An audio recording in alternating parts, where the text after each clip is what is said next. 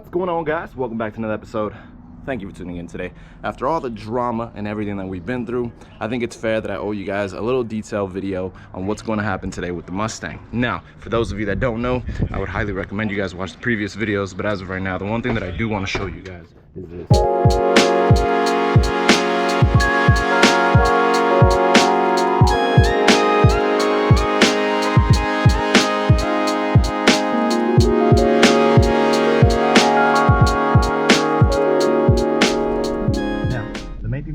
Today is actually clean a lot of this up, because if you notice, other than it being a mess, I do want to respray some areas, and as you can see, all kinds of mess and debris is just stuck in here.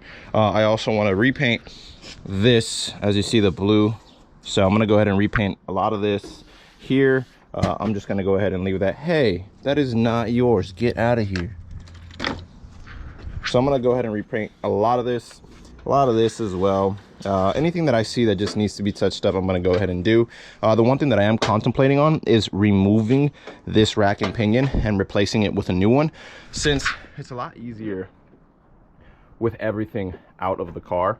I'm considering it just because so much oil was falling in this general area right here. I figured the bushings are probably beat, and anyone who knows, when oil hits bushings, it becomes a whole freaking thing. And then also too, when I drive, I have a little bit of steering wheel play. I'm not 100% sure if that's just a Mustang thing, but it's a little excessive and I don't like it, even with a really good alignment. So I'm gonna go ahead and try to see whether I do that today or in another video, maybe before I go ahead and drop in the motor. Another thing that I do want to do is I want to clean up a lot of the wires. Some of them are pretty good, in pretty good shape. Some of them are kind of getting old and they're breaking, they're brittle and everything. So I want to go ahead and do a lot of updates on that. There's a lot of just random stuff that I've been finding, and this wire right here was spliced, and I think I have a spare in there, and I'll probably do a comparison. But I want to clean this whole engine bay up, touch up a lot of the things that are scratched, and well, to do that involves a lot of removing and stuff like that. So I'm more than likely going to do that, clean up a lot of stuff, and get everything ready so when the motor comes back, which I haven't even given you guys the update, and I guess I'll just tell you now, the motor is officially done. Zach hit me up and was like, hey, just wanted to give you an update. Your motor is done.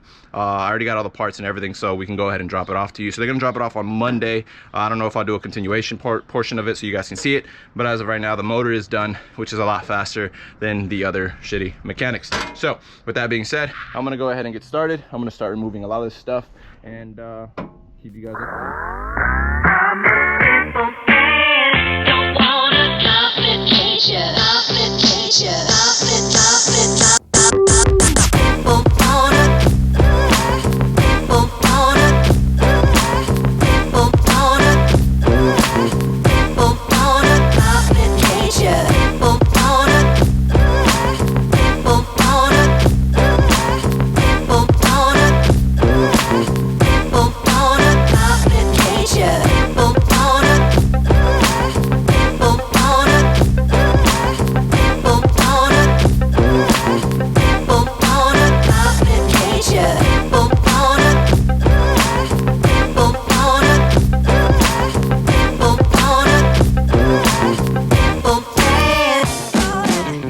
You know it's gotten ridiculously hot when I gotta bring out the big boy hat, but I just wanted to give you guys a little update. I went ahead and cleaned up majority of all the wiring harnesses. Majority of the wiring harnesses are on the floor. This is the one that I'm going to be replacing. I believe I have an extra from when I had the other motor. When I purchased it, it came with a lot of the wiring harnesses, which was really dope. So I think I'm going to replace that one, because I had to splice it at one point and I didn't like it because it shortened up a lot of the stuff. So majority of it felt like overstretched and I just didn't like it. And then this is the original one that I'm just going to clean up, retape areas, because you see some areas are lifting. It's not too bad, but I just want to make it look really good. I'm going to go ahead and detail all of this, get majority of this, because it looks like oil right here was sitting here. So I need to clean all that up, scrape that up, and then I think instead of me painting it, what I'm gonna end up doing is I'm gonna try to remove as much as possible so I can have the painter bedline the inside. I just come to that conclusion right now. I was like, you know what, like it benefits me to have him do it because he does the back of trucks all the time. So I figured, hey, this won't even be that difficult because majority of the stuff you can remove, and then it's easy to put back because I already have an idea of how everything goes,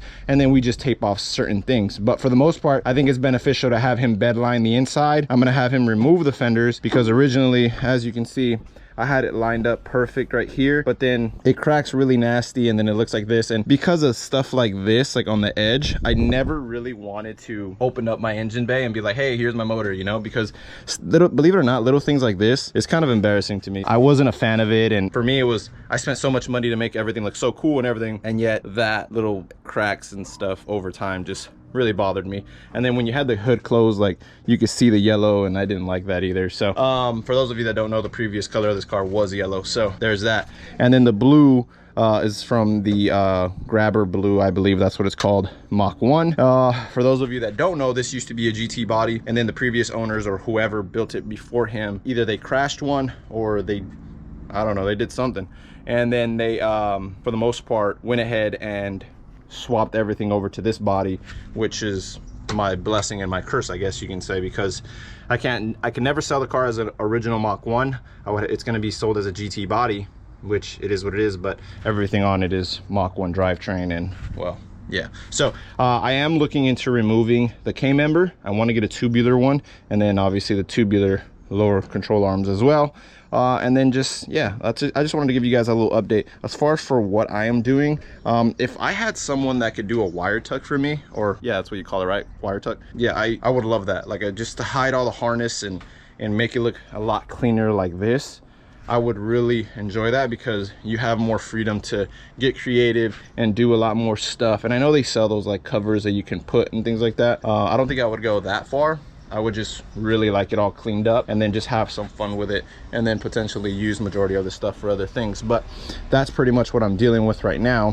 And you can see the rack and pinion is one of the ones that I really want to get replaced just by looking at it. Obviously it is discolored because I painted it, and obviously all the oil and everything that was falling there, and yeah, and I'm not sure if that needs to be replaced because it's cracked. I'm not sure how important that little plastic piece is. I'm not 100% sure, but for the most part, this is where I'm at. And then I'm gonna do a little bit more cleaning up, and that should pretty much do it. But I am gonna detail it for sure, for sure.